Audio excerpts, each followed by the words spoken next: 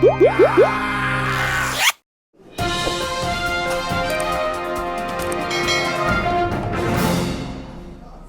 係我紅事人，新聞女王2，臥虎藏龍，有唔少客串演出嘅演員都好有實力。今日同大家介紹一下，先嚟呢位大家都好熟悉嘅奶仔方紹聰。劇情講到奶仔因為接受專訪幫大寶哥發聲時身份外泄，遭到電影公司封殺至走投無路，只能暫時放棄專業轉做外賣。奶仔嘅角色帶出失業中年何去何從嘅苦況，響內地播出時引發唔少迴響。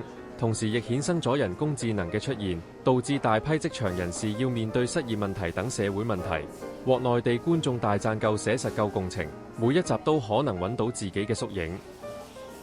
奶仔響劇中嘅演出亦相當到位，完全演活咗角色嘅迷失同掙扎。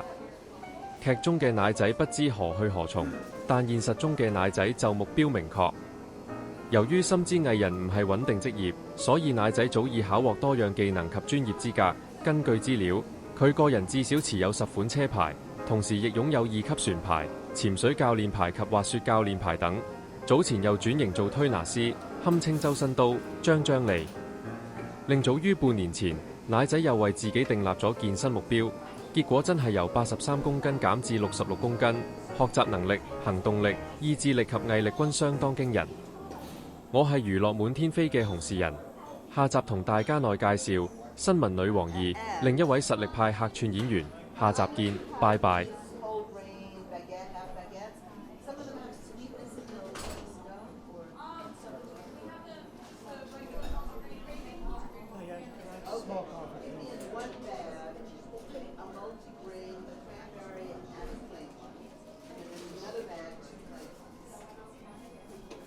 That's what they can study.